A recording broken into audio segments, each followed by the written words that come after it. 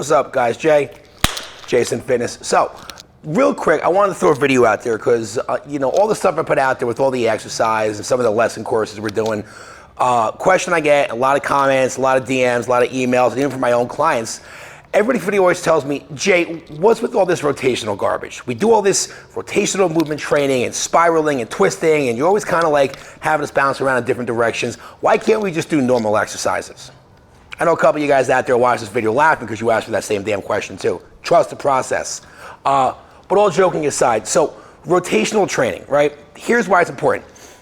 Most of the exercises we do, right, are linear based, all right, meaning everything's moving straight ahead. But the way your body is designed is it creates forward motion through spiral rotating motions. And the easiest way I can justify this is, and if you ever get a chance, I mean, I know most people don't have this, but go on the internet, look at some like anatomy physiology pictures of the way that they showed the way the muscles are attached on the body and the way the fibers run. One of the things you'll notice is that the way we're going to look at the glute muscle, right? And this is one of the reasons why you people out in TV land don't feel your glutes. I can't tell you how many people I train over the past 20 years. If I asked them, Mary, let me ask you a question. I want to build a bigger butt for you. What are 3 exercises we're going to do?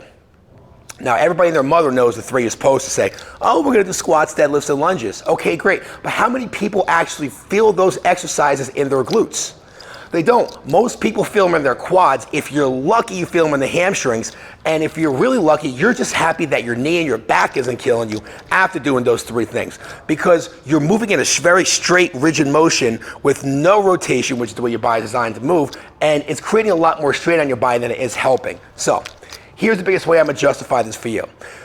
Your glutes are part of what's called the lateral subsystem. It's a bunch of fascia and muscles that wrap around the body that kind of absorb force and generate force to help you move the right way. So I'm going to look at the glute muscle, right? Your glute muscle, so this is the back view of the human spine, right? You got the femur right here, you got the glutes.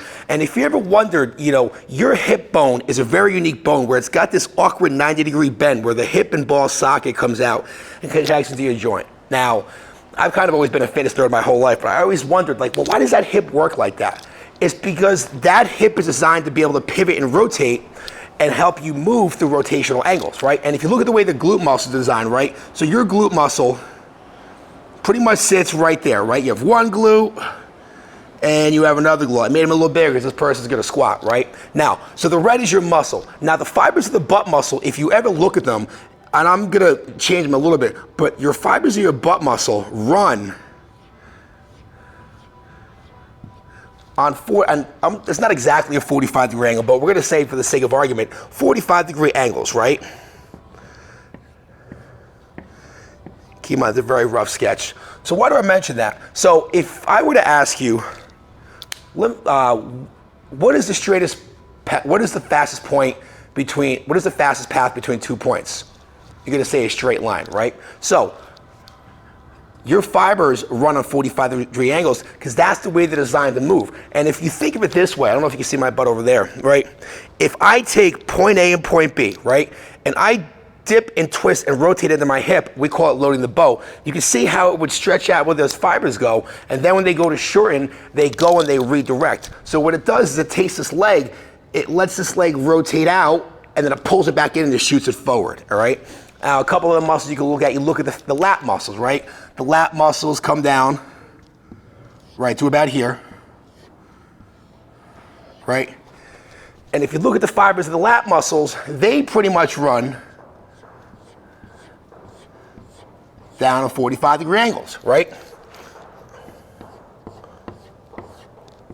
Well, what do your lats do? One of the things your lats do, besides helping to pull your arms, is they help to, we call, coil the body, where I'm gonna take right about, the bottom rib is the 9th, so right where the 9th rib is and your hip, what they do, besides from allowing you to pull with your arms, secondarily, they're gonna allow you to shorten this distance right here, and I'm looking at my left side, and allow you to coil down and squeeze and get a good engagement.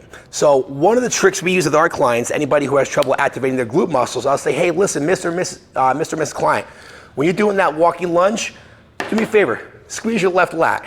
Well, what do you mean? Maybe then you're doing a lat pull down. And you can try this at home too. If you're having trouble getting into your glutes, one of the things you could do is try squeezing your lats by doing, if I'm gonna step with my right foot, I'm gonna do a lat pull down as I do that lunge. It's gonna cause me to rotate a little bit naturally, but it's also gonna get that glute muscle to fire a little bit. The easiest way to get into the glutes is through the lats, because in the sublateral subsystem where there's other muscles, there's other parts of it that kind of wrap around and go in other places too.